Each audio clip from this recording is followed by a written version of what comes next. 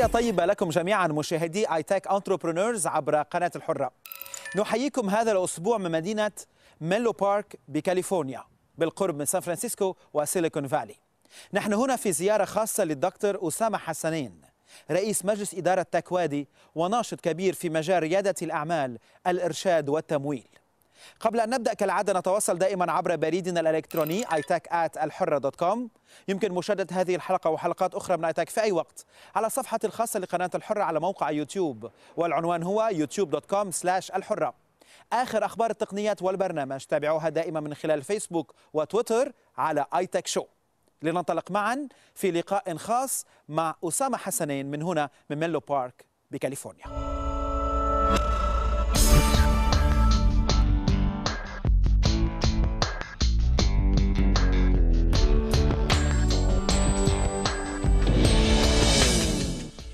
دكتور أسامة حسنين، نحن موجودين عندك بميلو بارك بكاليفورنيا. أهلا وسهلا. ولما بنيجي لعندك بشكرك على الاستضافة لنتعرف عليك أكثر. الدنيا نورت. كإنسان وكنشيط كبير في مجالات عدة، ما بعرف كيف بدي ألخصها. حنبتدي شوي شوي معك. بيجي بالعمر. يطول عمرك. الله يحفظك.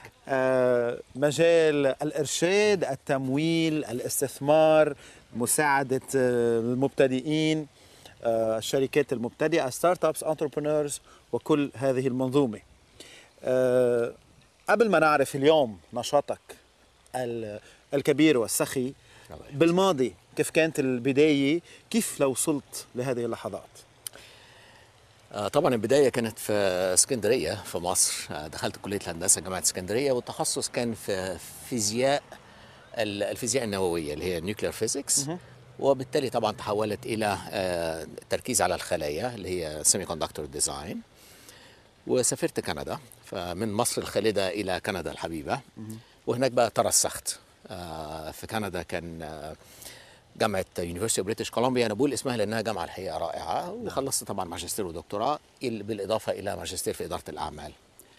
وبعدين سافرت على أوتوا عشان أشتغل في معامل بيل كندا، بيل نورثرن ريسيرش، والتركيز في وقتها كان على الاتصالات اللي هي الديجيتال كوميونيكيشن. نعم. مع ديجيتال كوميونيكيشن ابتدينا نعمل طبعا منتجات إذا حبيت لغاية سنة 83، وبعدين جيت على سان فرانسيسكو سنة 80 في الواقع. ومن محاسن الصدف الحقيقة ان انا لسه كنت نسبيا صغير غير دلوقتي، انه اول استثمار عملته كان في اوراكل، لاري أليسون، وما شاء الله النهارده 140 مليار دولار قيمة الشركة. في خلال الثمانينات لغاية سنة 1990 استثمرت في 80 شركة، وكان الاستثمار كله أموال جاية من إنجلترا، من البنوك، من شركات التأمين. والشركة بتاعتنا اللي هي بيركلي انترناشونال برضو طرحنا أسهمها في سوق الأوراق المالية سنة 86، اللي هي نفس السنة اللي مايكروسوفت وأوراكل طرحوا أسهمهم في سوق الأوراق المالية. في خلال المدة ديت كنت عايز أبيع لفرانس تيليكوم، وقالوا لي إن هم لا يسمحوا بشراء أي منتجات إلا عن طريق حد معتمد زي تومسون والكاتيل إلى آخره. فالحقيقة يا توفيق رحت فرنسا ولقيت شركة صغيرة يعني حوالي 300 موظف معتمدين من فرانس تيليكوم. الشركة كان اسمها ويست ستاندرد تيليماتيك، واتفقت مع صاحبها كان راجل مهاجر من لاوس ان احنا نشتريهم بحيث ان احنا نقدر نبيع منتجاتنا عن طريقهم لفرانس تيليكوم. فرانس تيليكوم عجبتهم جدا فكرة انشاء شركات صغيرة، وبالذات ان كان عندهم مجموعة براءات اختراع باتنتس 24,000 براءة اختراع. وغير طبعا ستانفورد يونيفرسيتي اللي انت زرتها امبارح، ما كانش عندهم امكانيه ان هم يحولوها الى منتجات. فعملنا صندوق صغير هنسميه فينتشر كابيتال، هم حطوا من نص الفلوس تقريبا، ونيو بريدج نتوركس في كندا حطوا 28% وانا 22%، كان 15 مليون يورو. وركزنا على اقامه شركات مبنيه على براءات الاختراع اللي تملكها فرانس تيليكوم في الخمس معامل اللي هي ايسيلي مولينو، لانيون، غرنابل الى اخره. وده بقى اللي خد الوقت لغايه سنه 2005 اللي هي اقامه 5 شركات، بالاضافه طبعا الى شركه ثانيه اقمتها في كامبريدج اسمها انسايفر في مجال انترنت سيكيورتي. على 2005 بقائي في فرنسا بقى ابتديت احس انه خلاص اولادي خلصوا المدارس والجامعه الى اخره. فرجعنا على كاليفورنيا، وهو ده الوقت بقى اللي هي بدايه العقد الخامس اذا حبيت. وده كان التركيز شويه على حاجات اللي هي ما فيهاش ربح، يعني اللا ربحيه، نون بروفيت، اللي هي نون بروفيت، اللي هي بقى جيف باك اذا حبيت. جيف باك ازاي؟ انا بالنسبه لي كان يعني جيف باك، تعطي ما اعطي لك الى حد ما. بالظبط كده. فالحقيقه اول مشروع كان مشروع انا دخلت فيه بالصدفه، لان كان ليا صديقه ايرانيه اسمها زهري الاهيان، كانت سافرت فلسطين وشافت الحاله اللي الفلسطينيين كانوا فيها، وقررت هي وجوزها ان هم ياخدوا فيلم غاندي يحولوه او يعني باللغه العربيه، ويبتدوا يبينوه للفلسطينيين بحيث ان الاطفال يشوفوا ان في طريقه تانية للحياه غير السلام. فاشتركت معهم وعرضناه على 70,000 طفل، احيانا حتى قدام الحاجز قدام السور، نعم. واحيانا في مراكز الى اخره.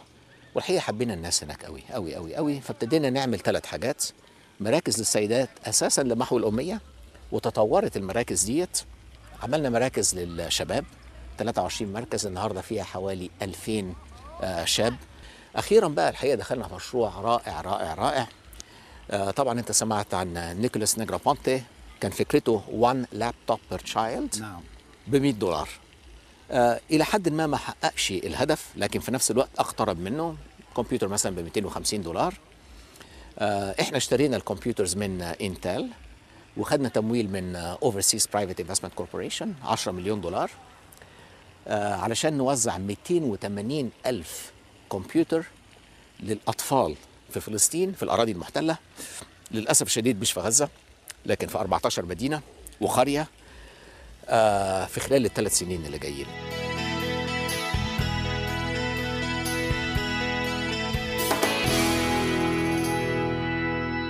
لما ابتديت كان الناس بتحاول تعرف كلمة entrepreneur دي معناها ايه، وواحد حتى عمل بحث ونشره بيقول، وهقولها لك بالانجليزي عشان يبقى ايه نعم. كلمة كلمة دقيقة. ان the entrepreneur by definition is the second child to the second wife of a Mormon family.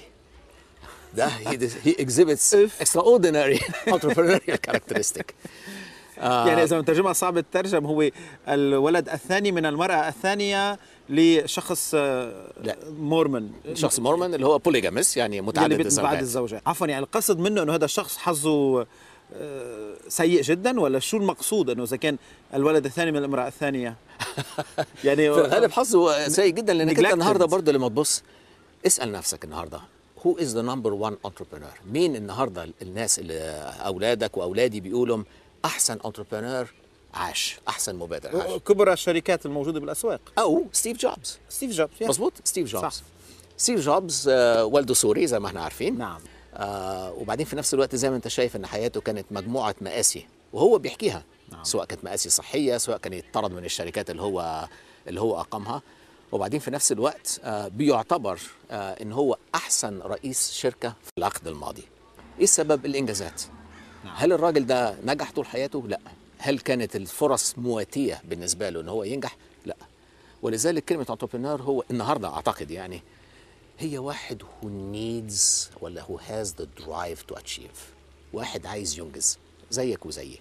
نعم. سواء كان حاجه بدون ربح، سواء كانت بالنسبه لتربيه الاولاد، سواء كانت بالنسبه لواجبنا القومي الى اخره، لكن واحد حاسس ان هو موجود علشان يعمل فرق وينجح. the drive to achieve. من 10 سنين كانت the need to achieve، الحاجة، اللي هي محتاج، مش the drive to achieve. وفي الثمانينات كانت the need for recognition، اللي هي انا قاعد بشتغل في AT&T بدك تنعرف، محدش انا عايز اعمل حاجه يبقى ليا اسم الى اخره. ممتاز. يعني المفاهيم كانت تقريبا نفسها، لكن تفسيرها كان مختلف من الماضي لليوم.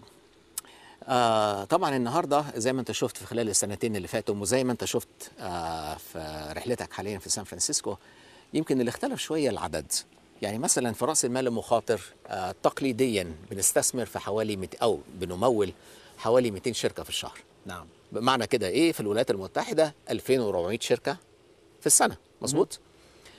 النهارده بعد الايفون ابلكيشنز وبعد التطبيقات على فيسبوك، عدد الناس اللي بتكتب ابلكيشنز وصل النهارده ل1,000,000. كويس. وبالتالي بالنسبه للممولين اللي احنا هنسميهم مثلا انجل انفستورز، عدد الشركات اللي بتمول في الشهر تفوق 20,000، مش 200، تفوق 20,000. كويس. بعضها شركات بتمول ب 15,000 دولار، بعضها عن طريق بزنس بلان كومبيتيشن الى اخره. وبعضها ما هياش موجوده في الولايات المتحده. يعني مثلا انا ممول شركه صغيره جدا جدا في الصين. ليه؟ لان الراجل اللي كان بيشتغل معايا حب يرجع الصين، لقى فرصه كويسه جدا، لكن الكلام ده كله بيتحسب. فيبقى هنقول ان هي مساله ايه؟ سكيل. العدد زاد باي فاكتور اوف 100. ده الفرق الكبير. وبعدين السن برضه، اللي قبل كده كنت بتقول طب يا راجل خد تجربه 15 20 سنه، طيب خد MBA، طب خد دكتوراه، الكلام ده كله انتهى خالص. النهارده بقى عندك فكره ما توجعش دماغك، نفذها. هقول لك حاجه ثانيه يا توفيق. من حوالي 5 سنين كان غير ممكن انك انت تمول الا لو كان عندك خطه عمل اللي هي ايه؟ بزنس بلان. انا بقالي سنتين ما شفتش خطه عمل، بشوف باوربوينت برزنتيشن، بشوف ناس راكبه تاكسي وتلاقي حد زي مثلا ديف ماكلير بيقول له لا ده انت فكره كويسه جدا، هكتب لك شيك ب 15,000. هل ده واقعي؟ ما اعرفش، لكن على كل الحالات اكسلريشن، بزنس اكسلريشن اكتر ما هي سيد فاينانسنج.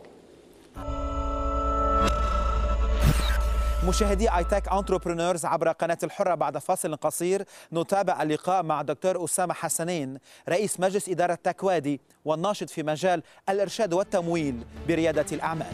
ابقوا معنا. تتابعون اي تك عبر الحرة والحرة دوت كوم ويوتيوب.com/الحرة، وآخر أخبار التقنيات والبرنامج من خلال فيسبوك وتويتر على اي تك شو.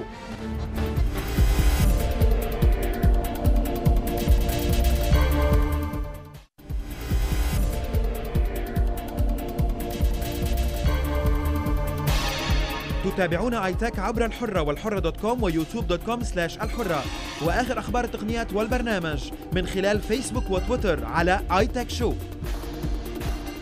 نعود إليكم مشاهدي اي تك انتربرونورز عبر قناة الحرة لنتابع معا هذا اللقاء من مدينة مينلو بارك بكاليفورنيا بالقرب من سيليكون فالي مع الدكتور أسامة حسنين، رئيس مجلس إدارة تكوادي والناشط الكبير في مجال ريادة الأعمال والتمويل بين أمريكا والشرق الأوسط.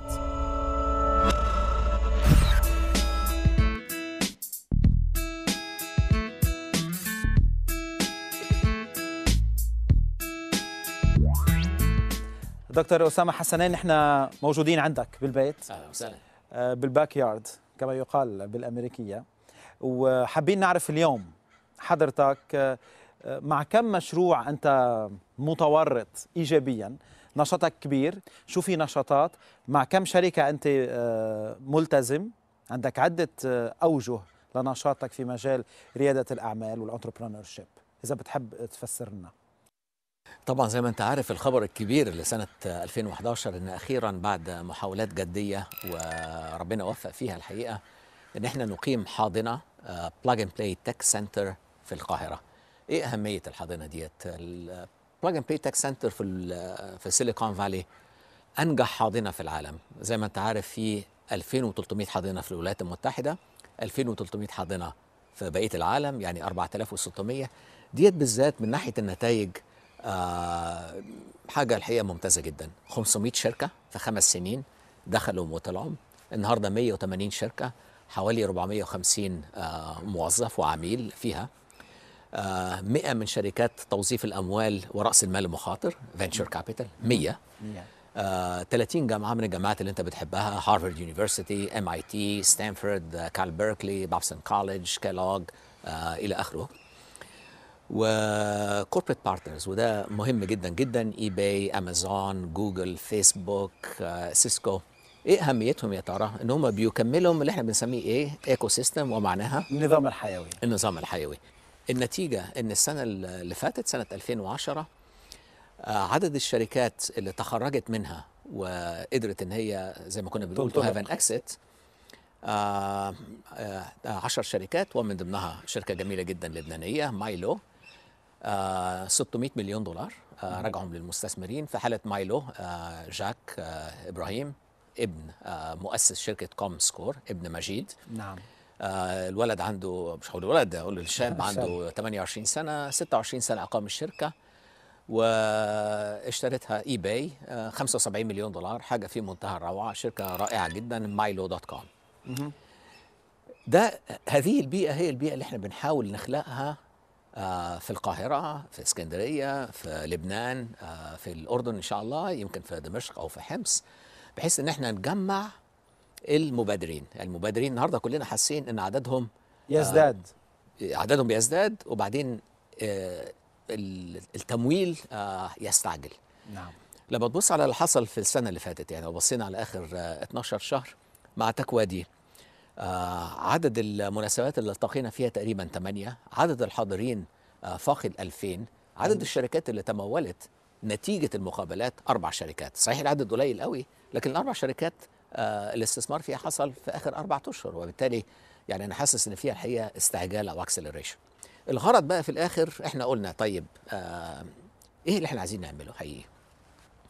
زي في حاله اويسيس 500، حاله اسامه فياض، واحنا عاملين نفس المنهج بالظبط اللي هي اويسيس 500، اللي هي عايزين ان احنا 500 شركه في خلال ال5 سنين اللي جايين يجوا في الحاضنه. من ال 500 شركه دولت عايزين نستثمر في عدد لا يقل عن 80، ومن ال 80 عايزين ان 30 على قدر الامكان يعني يبقوا شركات ناجحه جدا، ولو 5 منهم قيمتهم السوقيه زي ما كنا بنتكلم تفوق 150 مليون دولار في ال5 سنين اللي جايين زي مكتوب، يعني 750 مليون دولار، 3000 موظف، هنقول ان احنا ايه؟ ميشن accomplished. حضرتك تترأس تكوادي اليوم، ونحن بنعرف هي مجموعة من رجال الأعمال اللي بتوصل سيليكون فالي بالعالم العربي أو بالشرق الأوسط. النشاط الأكبر اليوم هو لتزرعوا هالمراكز من الحاضنات بالشرق الأوسط. عندكم مشاريع أخرى أيضا بتحب تطلعنا عليها؟ الحقيقة تقدمنا السنة اللي فاتت بحيث أن التركيز السنة دي إن شاء الله هيكون على حاجتين. الحاجة الأولانية هي أن الشباب اللي موجود هنا في ستانفورد يونيفرسيتي، كال إلى آخره يشترك، لأن في الأول كان إلى حد ما هم الناس very accomplished، يعني فادي غندور، الناس اللي وصلوا هم اللي كانوا مشتركين. نعم. وده كبداية كانت بداية كويسة جدا. النهاردة عايزين نوسع النطاق، والحمد لله مع ستانفورد يونيفرسيتي بالذات العدد زاد من الطلاب اللي في دراسة الماجستير ب 300 واحد، ومشتركين اشتراك فعال مش بس في الاجتماعات لكن في الإرشاد، منتورشيب مع قرنائهم في الدول العربية. الحاجة الثانية هي أن مع الجامعات، سواء كانت الجامعة الأمريكية في بيروت، الجامعة الأمريكية في القاهرة، أن احنا نبتدي نعجل تكبير الشركات. إزاي؟ الطريقة الأولانية هي طبعا بوت كامبس. انتل طبعا مشتركة، جوجل مشتركين، جوجل جلوبال فينتشرز، فكل ده بقى has to be brought together مع الشباب وفي الميدان أكتر ما هي مجرد اجتماعات في صالة محاضرات. ده خلاص هينتهي إن شاء الله. وبالتالي الفرص اللي احنا ممكن نجتمع فيها مع المبادرين فرص بتتخلق عن طريق ناس خدوا مبادرات تانية، زي مثلا بادر في لبنان، بادر لا تهاجر، اويسيس 500 الأردن. فهل كل نشاط هيكون موجود هناك؟ الواقع انه النشاط الفعال هيكون موجود هناك، لكن احنا دايما لازم نكون هنا في سيليكون فالي على اتصال ببعض، وبالتالي المقابلات اللي هي حوالي 120-150 واحد هتستمر مرة كل شهر. الأهم من كده بقى ان احنا نجيب المبادرين على سيليكون فالي، انترنشيب وانكيوبيشن. هل احساسك منذ الوقت اللي ابتديت تشتغل فيه فعليا بتكوادي وقبل تكوادي بكثير مع العالم العربي، هل الوضع مشجع افضل بكثير من الماضي، ام ما زال الوطن العربي او الدول العربيه بحاجه كثيرا لامور اخرى لتخلق هالايكو سيستم، النظام الحيوي الافضل لاصحاب المبادره؟ الدول العربيه محتاجين لناس زيك بتنشر الرساله وبتبين قصص النجاح، وبتدي للفرد الامل انه ان شاء الله يعني لو هو بادر في ناس كتير جدا هتحاول تساعده. طبعا في خلال السنه الماضيه الحقيقه التطور كان غير متصور. في الاول كان السؤال طب هل في مبادرين؟ هل في انتربرينورز؟ ما فيش اي حد النهارده عنده شك. السؤال الثاني طيب هل المناخ موجود بحيث ان هم يقدروا يبقوا على نفس المستوى؟ مثلا الناس اللي موجودين ناخد فرنسا كمثل. أنا النهارده لما ببص على البعثات اللي تيجي من فرنسا عشان تزور سيليكون فالي، أنا شايف إن مستواها اقل، وانا بحب فرنسا، مستواها اقل من ناحيه الفاعليه من مستوى الناس اللي جم وزارونا من الاردن، من الدول العربيه. الأردن. صحيح ناس منتقين ما فيش كلام، لكن في نفس الوقت غرضهم ما هياش مجرد ان احنا نتفرج على ايه اللي موجود، الله جوجل جميل جدا وحاجات زي كده، لا، غرضهم ان احنا نتعلم ونشارك ونمول ونكبر. لا، اعتقد ان الامل موجود، واعتقد ان الفاعليه النهارده واضحه، اعتقد ان عدد الناس اللي زيك وزي المعتقدين 100% ان هي مش مساله استكشاف قد ما هي مساله implementation. عدد بيكبر، عدد كام؟ اعتقد بالنسبه للانتربرينورز العدد لا يقل عن 10,000 بالتاكيد. بالنسبه لعدد المرشدين العدد لا يقل عن 300. بالنسبه لعدد الممولين اللي هي انجل انفستورز من المؤكد ان العدد لا يقل عن 100. وبالنسبه لعدد الشركات اللي عندها فرصه ان هي تكبر للحد اللي احنا كنا بنتكلم عليه زي مكتوب، انا النهارده ممكن اقول لك اسامي ناس اعتقد انهم عندهم الفرصه ديت وعددهم لا يقل عن 6. عايز اقول برضو للمبادرين ان احنا عندنا صندوق استثمار ورايزنج تايد فند، وبالتالي مستعدين طبعا استعداد تام ان احنا نساعد على قدر الامكان بالتعاون مع كل اخواتنا، مع الحكومات، وبعدين مع المستثمرين الموجودين هنا في وادي التكنولوجيا. للوصول لكم عناوين، ويب سايتس، ان كان تكوادي، بلاج اند بلاي، او الفند، الصندوق، لوين يتوجهوا المشاهدين؟ بالنسبة للمرشدين تكوادي.org، عددنا النهاردة 30 وعايزين نوصل ل100. بالنسبة للمبادرين plugandpayegypt.com، بصرف النظر عن المبادر جاي من أي دولة من الدول العربية. بالنسبة للمحتاجين لتمويل risingtidefund.com. دكتور أسامة حسنين، كان بشرفنا تكون معنا بآيتك انتربرونورز عبر قناة الحرة. شكرا كثير. شكرا جزيلا. شكرا. إلى هنا مشاهدي آيتك انتربرونورز عبر قناة الحرة نأتي إلى ختام هذا اللقاء من مدينة منلو بارك بسان فرانسيسكو بالقرب من سيليكون فالي. كان اللقاء مع الدكتور أسامة حسنين، رئيس مجلس إدارة تكوادي وناشط كبير في مجال ريادة الأعمال في التمويل والإرشاد بين أمريكا والشرق الأوسط. الأسبوع المقبل نلتقي بكم من مكان آخر في العالم. إلى ذلك الحين تواصل دائما عبر بريدنا الإلكتروني iTech@alhurra.com. يمكن مشاهدة هذه الحلقة وحلقات أخرى من آيتك في أي وقت على صفحتي الخاصة لقناة الحرة على موقع يوتيوب، والعنوان هو youtube.com/الحرة. آخر أخبار التقنيات والبرنامج تابعوها دائما من خلال فيسبوك وتويتر على آيتك شو. أنا توفيق جبران، شكرا لكم جميعا وإلى اللقاء.